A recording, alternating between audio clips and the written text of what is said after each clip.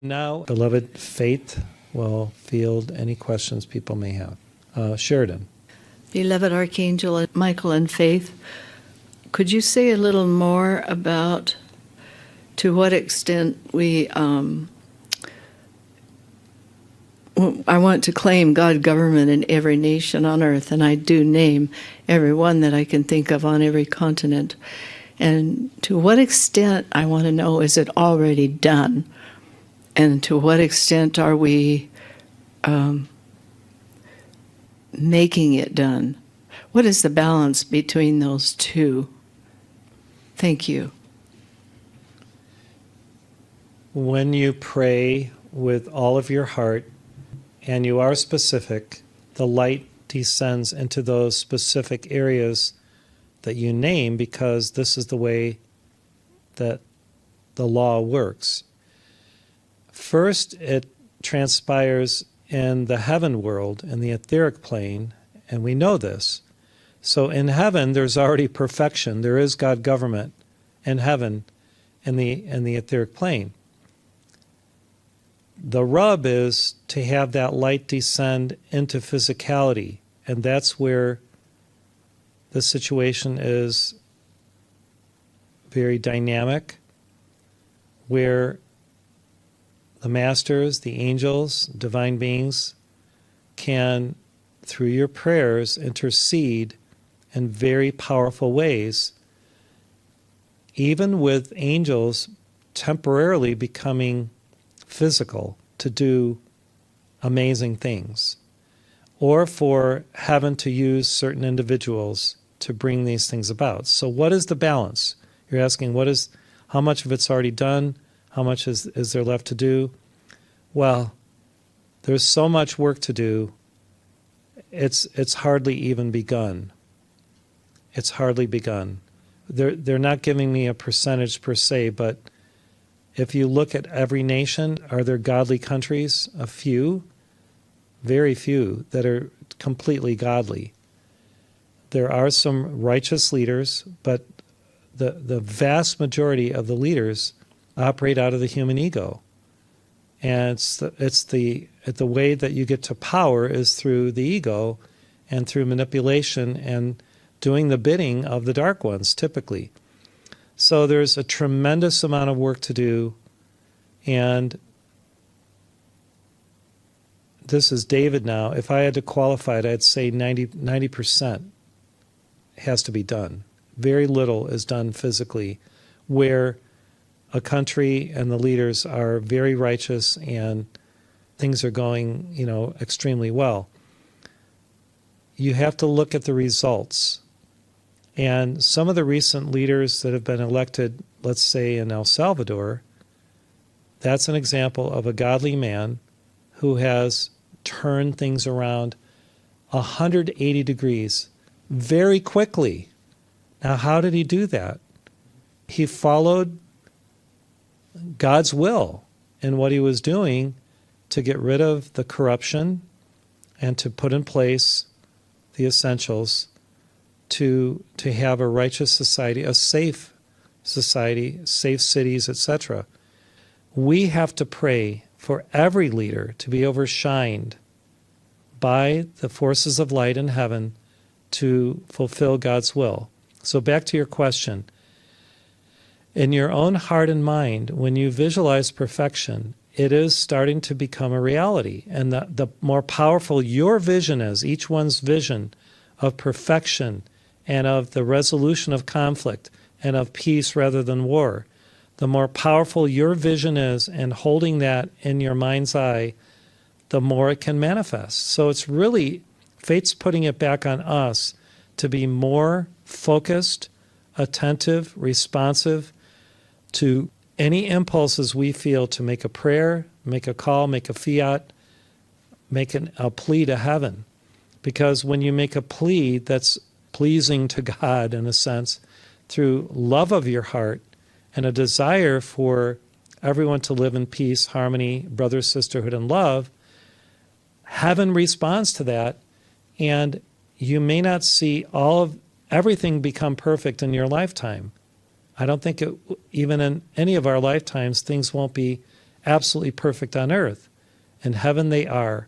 So the goal is to let heaven descend into earth again and again. And just say, even if you don't say the entire Our Father or the Lord's Prayer, say those words, "Thy will be done on earth as it is in heaven." This was a key formula that Jesus used, that he learned from the Essenes, yet it is as above, so below. It is bringing heaven into earth. So the more there are thousands and eventually millions and millions of people praying even the Lord's Prayer, can you imagine how powerful that is to bring that about? So again, faith is putting it back on us. Have faith that the words you speak become real, that they do manifest, that they are manifesting day after day, moment after moment. The more faith we have, the more heaven can precipitate through the light of that faith righteousness everywhere upon earth, and get rid of corrupt leaders and corrupt people in positions of power and all the corruption. Yet it's infiltrated throughout the earth. And Satan and Lucifer have a toehold virtually everywhere. Yet God is greater than all that. God is greater than that. The Christ, through Jesus and through other Christs who have come, Melchizedek, Enoch, and others who have attained to that level of the Christ, they have great powers, divine powers from God to transcend all of this darkness and wipe it clean. And that's why we have the violet flame. So finally, what faith is saying is use all the 7 archaea and the archangels and the 5 crystal ray archaea and their complements. Use them as a resource. Play this beautiful video over and over. Imagine this video on TV. Can you imagine what that would do if Christians and Catholics, especially who believe in the archangels, if they saw this and were inspired by it and would participate? We have to get these beautiful visuals out into the world for people to see and to then experience archangelic intercession in their lives. All those angels. I mean, this is the most sublime video I've ever seen, with so many different archangelic types of visuals that you could dream up. I mean, it's amazing. So we also have the Super Angels Project in Spanish and English. Pray for that, because when the young children learn how to pray as we have learned, imagine how that will allow transmutation to occur and the world to be changed in the twinkling of an eye. If children everywhere around the world started believing in angels, calling to them, praying to them, they will transform the world. So finally, one last little thing that's just something that I've said before. If you haven't read Angels, Angels, Angels, read the entire book cover to cover. We have it in English and Spanish. And use the teaching in that book. Use it. Use it as a resource to perform miracles, to ask for graces. Today in the Heartstream, we got these beautiful mercies and graces, right? At the end, we were given these graces and mercies extended to us by the angels and God. Why? To help others. So use those. And then in your own mind's eye, you can say, okay, well, now I am is replacing all unrighteous leaders with righteous leaders at all levels of government and throughout the nations. And believing that, having faith that that is occurring, it is manifesting. So they're not giving percentages per se, Sheridan. It's our belief, our acceptance, our faith that makes it a reality. And we'd all love it to happen overnight. Is that the reality, though? I don't think so. So we have to keep the faith. Keep the faith. Okay. We'll take one from people online and then another one from here. This is from Janet. Beloved Archaea Faith, thank you for your presence with us. Please, would you speak on how faith forms a nexus with desire to create in manifestation? Well, it is like a portal. This nexus that you mentioned is the nexus of the Christ consciousness, where heaven and earth meet through righteous prayer and belief and faith and acceptance. Those three words are necessary. Faith, belief, and acceptance are necessary to create this portal, which is like a doorway or an opening where heaven can then manifest in our dimension. And there can be mediation and intercession. So we know that. So how does faith work with, what was the other term? Faith and desire. So the desire propels the faith to be more powerful. Righteous desire, which comes from love, is what propels the faith to expand and actually create a wider opening or a portal for greater light to descend. So the more you pray, the greater the portal that you create in your home or where you pray for light to manifest. The more you pray, the more the momentum you have, the power of your belief, acceptance, and faith. The doorway, that portal, becomes bigger and bigger, and then more light can descend. So the momentum that you have through habit patterns of righteously praying and giving and setting aside time to do this, well, some of you have gigantic portals in your homes because of your momentum over many years, some of you for 50, 60 years. The portal is huge. And you have to sustain that portal through, of course, love and fulfilling God's will in your life. So the key is that the power of that righteous desire propels the faith to open the portal wider. That's the basic teaching, Janet. So thank you for understanding that. And then when you become the Word, studying the Word, and then you become the Word, that portal is like the open door, which no man can shut. So that thing, I am the open door which no man can shut. Jesus said that. Well, what did he mean? He, as the Christ, opened that door, and he became the doorway through which light can flow and the Christ consciousness can manifest for healing, for miracles, for saving souls, all that. So you can become an open door through which the Christ manifests. I am the open door which no man can shut. No man of the human can shut that door.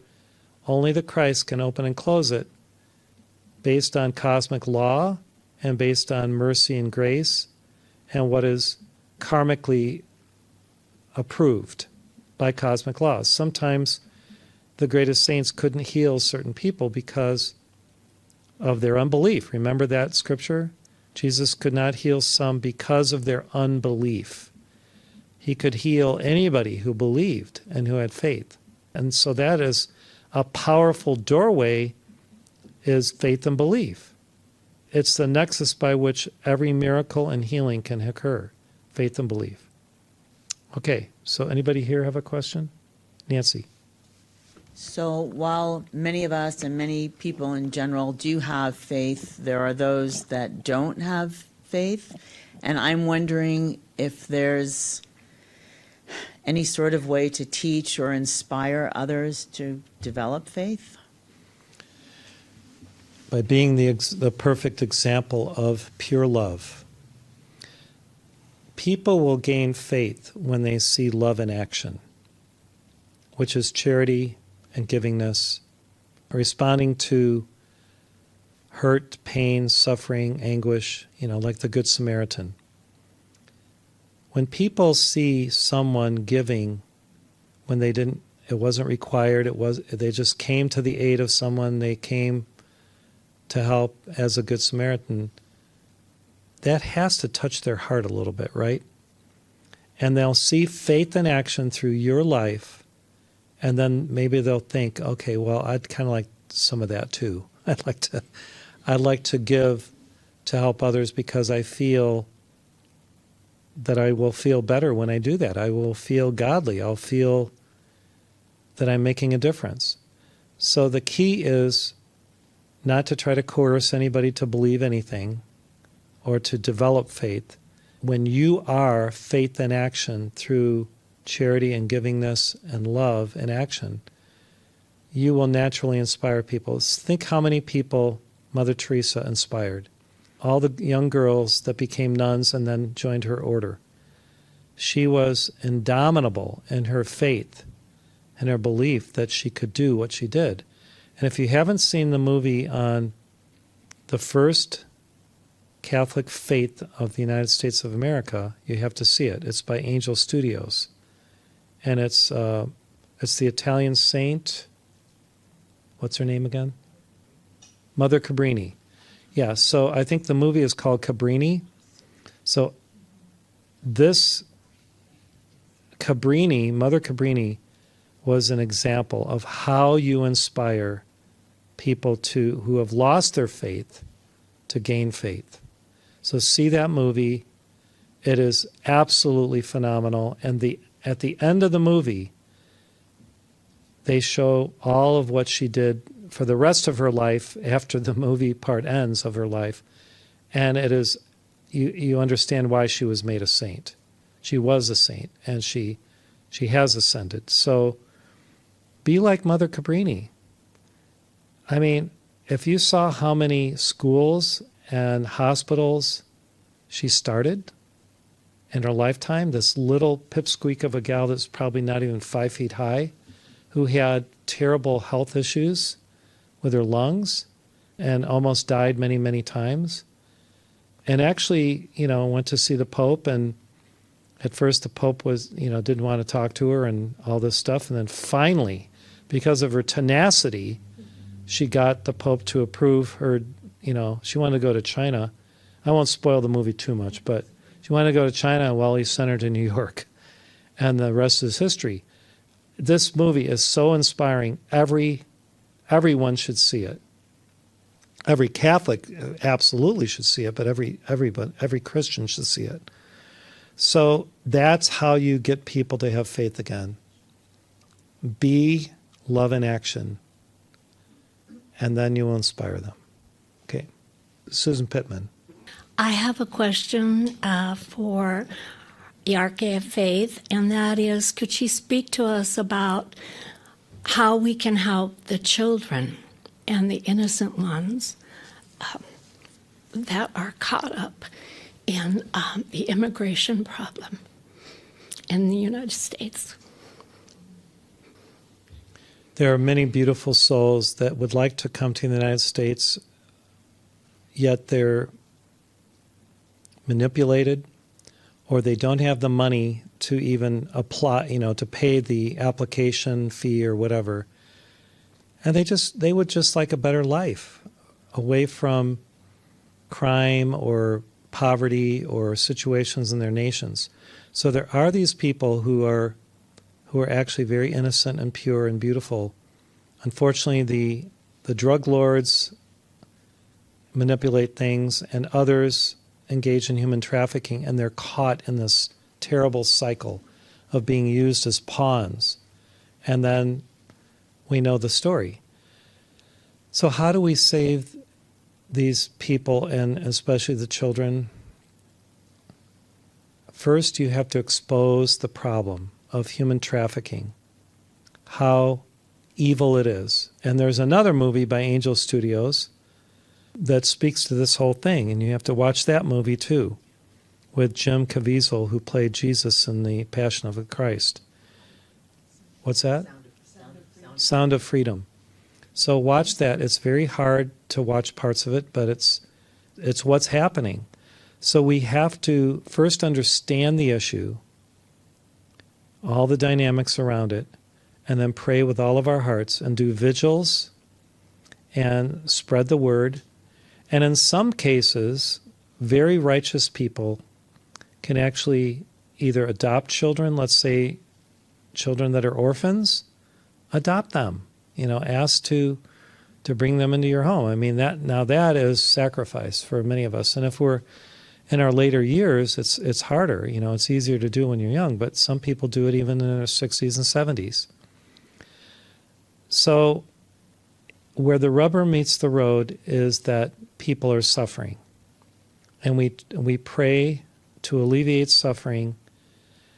We have to get rid of the causes and cores, though, which is the manipulation through human trafficking and through unrighteous laws in certain countries and through the drug lords and all of the trafficking of drugs and humans especially. So this is such a huge topic. There's so many different aspects that faith could comment on. Do your vigils, keep the vigil, keep the flame. Gautama Buddha recently gave a beautiful Sana Kumara on keeping the flame. The more you keep the flame, like the mothers of the flame in the past, who every morning prayed for 2 to 3 hours on behalf of the children, the more you will save, the more children you will save. So prayer is always the first thing to do, and then education, and then after that, action. So it's a threefold flame. Prayer is the pink, education is yellow, and then blue is the action. And where you can take action, take action. This is David now rather than faith, but I'm amazed. Mona and I went to Walmart last week just to get some candles for the sanctuary. And a lady was there to help us. Well, she couldn't speak English. She said, "Aquí, aquí," which means here. She was pointing us to something, and it's like, okay, well, I don't know if she's legal or illegal. It doesn't matter. But I mean, this is the plight that a lot of people are displaced from their nations, either by choice or maybe not so much by choice. Maybe they were trafficked. So regardless, we have to just keep praying. So prayer, education, and then action. The action part is harder for most of us because we may be kind of set in our life, in our ways, and we may not be willing to make changes or to lend a hand. Now, sometimes it can come back to bite you. Like there's somebody here who let a homeless person in their apartment, and that person became a problem. So you have to be also discerning with this because, we all desire to help others. Ask the Holy Spirit and be very judicious and maybe do a little background check or something before you take action that could end up being, something that could come back to bite you where people can steal or whatever. So it's not an easy situation. I've helped many people throughout my life, and I learned as a young kid when I would take the train to Chicago, it was better to, give a meal to a beggar who was obviously an alcoholic than to give him money. To actually give him food rather than just give him money, because then you just go and buy more alcohol. So that's the type of thing that I think we have to be aware of, that we teach someone how to fish so that they can fish for themselves, rather than just giving them, and then they're not appreciative, or they have habit patterns that are problematic. Righteousness is great. Just be judicious and pray to the Holy Spirit for that discernment. Does that answer it? Okay, thank you. Okay, do you have another one? Okay, go ahead. This is from Geraldine. Beloved Faith, please speak about the importance of faith during the dark night of the soul. Well, faith is the filament that ignites the light within the bulb to keep the light burning so that it doesn't go out when you are tested through the dark night of the soul. Faith is that filament. It's like the filament inside the light bulb. Without that filament, which gets lit up and provides the light, you wouldn't have that light. You have to have that filament. And so that filament is strong. It's made of metal. So when we talk about testing one's mettle, that's really testing one's faith, right? And resolve. So resolution is also very important. The resolve that you have to get something done or to accomplish something or to create a new habit that's good for yourself is all important. And how many of our resolutions have we fulfilled versus not fulfilled? Well, that's up to us based on what? The tenacity of our faith and our resolve to fulfill it. So faith is the filament that keeps the light. It allows the light to burn brightly so that the light does not go out during our major tests, including the dark night of the soul or the dark night of the spirit. Jesus had that faith, and he obeyed the inner prompting of God, and he sweat those great drops of blood in the Garden of Gethsemane. And as we were told, I think it was Holy Amethyst came to comfort him as an archaea, as a female archangel, to comfort him in the Garden of Gethsemane. Why? Because he required that in those moments to, because he knew what he would go through with the passion and the flogging and everything. So carrying the cross and the crucifixion. He knew in advance what was going to happen. He went through it anyway. And we are the benefactors of his ultimate sacrifice. Okay. One more? This is Louise. Beloved Archaea Faith, can you please share with us what spiritual practices take place in your etheric retreat? Comforting the angels who are in the battle. The female archangels often are there just like mothers who comfort their husbands who have been off in war, or spouses comfort their loved ones. The female archangels comfort a lot and strengthen and spiritually feed through light and energy those that have gone out in the battle. The Archangel Michael's legions, the angels of deliverance under his direction, Virgil. So they comfort, they feed with light and with divine energy their spouses and many of the other angels. And they especially work with women and children